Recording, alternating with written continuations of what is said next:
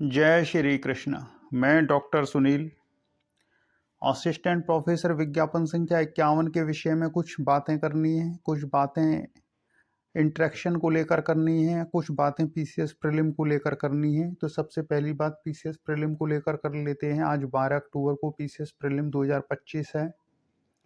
तो हमारे द्वारा पूर्व में पीसीएस 2018, 19, 20, 21, 22 के लिए गाइडेंस प्रोग्राम चलाया गया था, जिसमें अनेक छात्र सफल भी हुए। ये स्क्रीन पर आप जिनको देख रहे हैं, सौरभ को जो डीएसपी हुआ था 2018 बैच का, तो ये भी हमारे पीसीएस का ही छात्र था बैच का। तो पीसीएस के लिए जो तैयारी होती है, बहुत लोग हैं सेलेक्टेड हैं, समीक्षा अधिकारी हैं, उनका कभी प्रीलिम नहीं निकला पीसीएस का। समीक्षा अधिकारी हो गए लेकिन पीसीएस का प्रीलिम नहीं निकाल पाए, अंत में पीसीएस देना ही छोड़ दिया। कुछ ऐसे भी सिलेक्टेड होते हैं, पीसीएस में एक बार हो जाता है, फिर आगे 4-5 साल तक उनका प्रीलिम नहीं होता। और जैसे जनरल कैंडिडेट 40 साल की उम्र तक पीसीएस का एग्जाम दे सकते हैं, तो उनको कुल मिलाकर 2 या 3 बार ही मेंस लिख पाते हैं। प्रीलिम उनके लिए सबसे टफ रहता है, टफेस्ट रहता है। और जितना भी वो चांस बनता है मेंस का, जब हम देते थे पीसीएस का, उसमें स्केलिंग होती थी। पहले प्रीलिम में भी स्केलिंग होती थी, उसके बाद मेंस में स्केलिंग हुई, फिर 2018 में भी स्केलिंग थी। उसके बाद जब सब्जेक्ट हटा दिए गए तो स्केलिंग अपने आप खत्म हो गई। 2018 में भी एक सब्जेक्ट था और उसमें भी स्केलिंग लगाई गई थी। तो कुल मिलाकर वो एक अलग कहानी है। हमारा जो ये कहना है, जो हम गाइडेंस देते हैं पीसीएस के लिए, आईएएस के लिए, जो भी, तो उसके लिए एक बैच चलाते हैं। लेकिन इस बार पीसीएस 2025 के लिए कोई बैच नहीं चलाया गया। अब आगे जैसी स्थिति बनेगी पीसीएस 26 के लिए तो सूचित कर दिया जाएगा। जिनको परामर्श चाहिए होगा पीसीएस के लिए, आईएएस के लिए, वो उसमें ज्वाइन करके ले सकते हैं। दूसरी चीज़ है इंटरेक्शन को लेकर, कि कल हमने अपना ट्विटर अकाउंट चेक किया था, तो उसमें बहुत सारे मैसेज रिक्वेस्ट आए हुए हैं, कुछ असिस्टेंट प्रोफेसर को लेकर, कुछ एस्ट्रोलॉजी को लेकर, कुछ कुंडली को लेकर, कुछ ज्योतिषीय परामर्श को लेकर।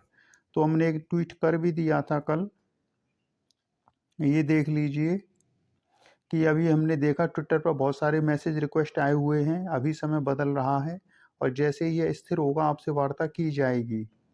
तो बदल रहा है, स्थिर होगा किस अर्थ में? एक तो अभी कार्यवाहक अध्यक्ष ने उथल पुथल मचा रखी है, इनको हटने दीजिए, स्थायी अध्यक्ष को आने दीजिए। अब तो सप्ताह भर की बात रह गई है, कार्यवाहक अध्यक्ष ने कुछ नहीं किया, अच्छा हुआ, स्थायी अध्यक्ष ही आएंगे, वही सब कुछ करेंगे। दूसरी चीज, कुछ गृही परिवर्तन भी हो रहे हैं, तो वो हो जाए, समय स्थिर हो जाएगा। और जो असिस्टेंट प्रोफेसर विज्ञापन संख्या 51 के बारे में बात करनी है, वो ये बात करनी है कि जो फेल छात्र हैं उनके द्वारा जो भी प्रयास हो रहे हैं परीक्षा रद्द करने को लेकर, वो नितांत मूर्खतापूर्ण है। एक शब्द में मूर्खतापूर्ण है। पर परीक्षा रद्द होने का कोई आधार ही नहीं है। परीक्षा रद्द होती है जांचोपरांत। अगर उनके भीतर इतनी बुद्धि हो हमारी बातों को समझने की, तो परीक्षा होती है जांचोपरांत। जांच उपरांत, संधि विच्छेद कर दिया, जांच के उपरांत संधि विच्छेद। जांचोपरांत परीक्षा रद्द होती है और इसमें पहले ही जांच हो चुकी है। मूर्खों को इतना नहीं पता है कि जांच पहले ही हो चुकी है, निगरानी समिति ने जांच की है। ये बड़े भ्रष्ट लोग थे, इनको पता नहीं था कि कट ऑफ कितनी चली जाएगी, और इन्होंने जितने क्वेश्चन आते थे उतने सही किए, बाकी भरने के लिए छोड़ दिए, और वो कॉलम जहां अटेम्प्ट क्वेश्चन लिखना था वो भी छोड़ दिया। अब इनको पता नहीं था कि एसटीएफ एग्जाम के अगले दिन से सक्रिय हो जाएगी। एसटीएफ सक्रिय हो गई, लोग पकड़ लिए गए, तो वो लोगों का प्लान फेल हो गया जो अंदर भरवाना चाह रहे थे। फिर जब एसटीएफ ने सारी ओएमआर अपने उसमें ले ली और निगरानी समिति की देखरेख में एक एक ओएमआर स्कैन हुई, तो कोई कुछ कर ही नहीं पाया। ये बहुत जुगाड़ू लोग थे, इसलिए ये कूद कूद कर अब आयोग पहुंच रहे हैं कि अंतिम अस्त्र के रूप में परीक्षा को ही कैंसिल करवा लिया जाए। ये अपने विषय की बात नहीं कर रहे हैं, इनको पूरी परीक्षा कैंसिल चाहिए। ये भ्रष्ट लोग हैं और शासन प्रशासन को इन पर संज्ञान लेना चाहिए कि इन्होंने कैसे उस कॉलम को खाली छोड़ दिया। अगर आप ओएमआर शीट में किसी कॉलम को खाली छोड़ रहे हो तो आपका बैड इंटेंशन तो पहले ही सिद्ध हो गया। आपने खाली क्यों छोड़ा उसको? और अगर भूल से छूट गया तो आप नौकरी लायक नहीं हो, जब आप ओएमआर को ढंग से नहीं पढ़ सकते हो। तो परीक्षा रद्द होने का कोई आधार नहीं है। परीक्षा रद्द किसी कीमत पर नहीं होगी। नए अध्यक्ष जी आ जाएंगे, इंटरव्यू हो जाएगा, और जिनको जुड़ना हो ट्विटर पर मैसेज कर दीजिए। जैसे हमको समय मिलेगा कुछ समय पश्चात हम आपसे संपर्क करेंगे। और आज प्रीलिम हो जाएगा पीसीएस का। कल से आयोग के सामने जो एक वो थी, हालांकि ऐसा कुछ है भी नहीं, आयोग का अपना काम है। कल से आयोग स्वतंत्र हो जाएगा, देखना होगा आयोग क्या डिसीजन लेता है। अब जो चयनित है इंटरव्यू के लिए वो आयोग में जा सकते हैं बात करने के लिए कि जल्दी इंटरव्यू करवाइए, तो वो स्वयं कहेंगे कि नए अध्यक्ष जी आ जाएंगे तो करवाएंगे। अभी आयोग जो लोग जा रहे हैं उनका असिस्टेंट प्रोफेसर से कोई लेना देना नहीं है, और या वो लोग जा रहे हैं जो फेल हो चुके हैं। जो पास कैंडिडेट हैं वो तो आयोग में भी गए ही नहीं हैं। तो जो भी प्रयागराज में रहने वाले हैं, वो जाके बात कर सकते हैं और प्रार्थना पत्र दे सकते हैं कि हमारा इंटरव्यू जल्दी शेड्यूल करवा दिया जाए। तो जैसे ही नए अध्यक्ष जी आएंगे वो प्रार्थना पत्र अध्यक्ष जी के सामने रखा जाएगा। बाकी इन फेल छात्रों को छोड़िए, ये न केवल फेल हैं बल्कि ये धूर्त भी हैं। व्यक्ति वो होता है जो अपनी गलती मानता है और आगे उसको नहीं दोहराता है। ये गलती भी कर रहे हैं, साजिश भी कर रहे हैं और परीक्षा रद्द करने की डिमांड भी कर रहे हैं। जब निगरानी समिति इन्वॉल्व हो गई, अब उत्तराखंड में एक पीसीएस एक एग्जाम को रद्द किया गया है, तो जांच समिति जांचोपरांत जो सिफारिश आई है तब किया गया है। ऐसा थोड़ी होता है किसी नेता के पास पहुंच के ज्ञापन दे दिया, उसने कह दिया मैं परीक्षा कैंसिल करवा दूंगा। 10 नेता लग जाएं, मुख्यमंत्री जी स्वयं चाहें तो कैंसिल न होगी। हम इतनी बात कह रहे हैं, ऐसे थोड़ी कैंसिल हो जाती है, इनवैलिड चीज हो जाएगी। मुख्यमंत्री जी कैंसिल करना भी चाहेंगे तो किस आधार पर करेंगे? एक जांच समिति गठित होगी, वो जांच समिति अपनी सिफारिश देगी, और जांच समिति जब इसमें पहले से ही इन्वॉल्व है, पुलिस एसटीएफ पहले से ही इन्वॉल्व है कॉपियों के मूल्यांकन में, एडीएम सिटी इन्वॉल्व है, उच्च शिक्षा के उपनिदेशक इन्वॉल्व हैं, एसटीएफ है, यूपी पुलिस इन्वॉल्व है इसमें निगरानी समिति में, तो कौन इसको रद्द करवा देगा? मूर्खतापूर्ण बातें हैं ये सारी।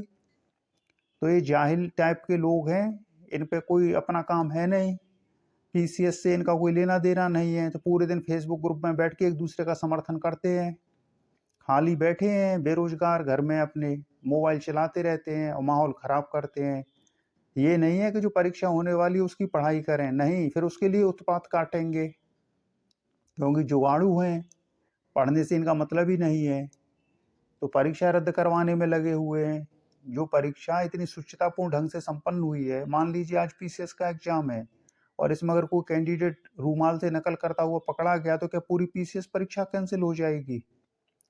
या ये लोग बताएंगे कैंसिल करना चाहिए नहीं करना चाहिए? अरे जांच समिति बनती है, वो देखते हैं कि पेपर से कितना उसका लिंक पाया गया, किस किस विषय का है, कितने क्वेश्चन वो लिख के लाया, क्या कर रहा था क्या नहीं कर रहा था, किसी को कुछ नहीं पता। तो पीसीएस का अगर एक कैंडिडेट दो कैंडिडेट कहीं नकल करते हुए पकड़े भी गए तो पूरी परीक्षा कैंसिल हो जाएगी, फिर तो कोई परीक्षा ही नहीं हो पाएगी। और असिस्टेंट प्रोफेसर की परीक्षा विषयों में बटी हुई है, डिवाइड इन सब्जेक्ट्स, है ये। तो जिस सब्जेक्ट में कोई आपत्ति होती है उस आपत्ति पर बात की जाएगी। अब जो कैंडिडेट हाई कोर्ट में गए हुए हैं हिंदी विषय वाले, वो क्या अन्य विषयों की बात कर सकते हैं? जज फटकार लगा देगा, तुमको अन्य विषयों से क्या मतलब है, अपने विषय की बात करो। लेकिन ये जो उत्पाती हैं फेसबुक ग्रुप में बैठे हुए हैं, जिसका एडमिन खुद भ्रष्टाचार से चयनित है, विज्ञापन 46 का, तो ये वहीं बैठ के उत्पात काट रहे हैं और ग्रुपों में ये नहीं दिखाई पड़ेंगे। और ये जो उत्पाती लोग होते हैं एक दूसरे से बड़े आदर से बात करते हैं, क्योंकि जानते हैं एक जात के हैं, भ्रष्ट हैं, भ्रष्ट लोगों की एक जात होती है, तो एक दूसरे को ढंग से पहचानते हैं, बड़ा सम्मान से बात करेंगे और ये ऐसे ही करते रहेंगे और ऐसे ही करते आए हैं। तो परीक्षा कोई रद्द नहीं होगी, इंटरव्यू होगा। अध्यक्ष जी आ जाएं जल्दी से, और जो लोग प्रयागराज के रहने वाले हैं जाकर आयोग में प्रार्थना पत्र दे सकते हैं, इंटरव्यू शेड्यूल जल्दी करवा लिया जाए। और परीक्षा रद्द आयोग भी नहीं कर सकता है। और सुन लीजिए, आयोग, शासन, प्रशासन सब चाहेंगे तो भी रद्द नहीं हो सकती। परीक्षा रद्द होना इतना आसान नहीं होता है, पूरी जांच होती है, उसकी सीबीआई जांच होती है, हाई कोर्ट के जज जांच करते हैं, तब जाके कोई परीक्षा, और परीक्षा के 5 महीने बाद इनको भ्रष्टाचार दिखाई पड़ रहा है जब फेल हो गए। फेल छात्र मांग कर रहा परीक्षा रद्द करने की, बैठ के इंतजार कर रहे थे अपना कि हो जाए तो हो जाए, और नहीं हुआ तो रद्द कर दो पूरी परीक्षा। तो इन मूर्खों को छोड़िए, इनके करने से कुछ नहीं होने वाला।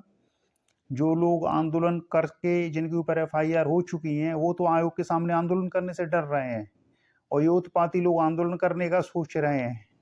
तो सोच लीजिए इनके इरादे क्या हैं, उद्देश्य क्या हैं, कि कैसे भी अंदर घुसा जाए।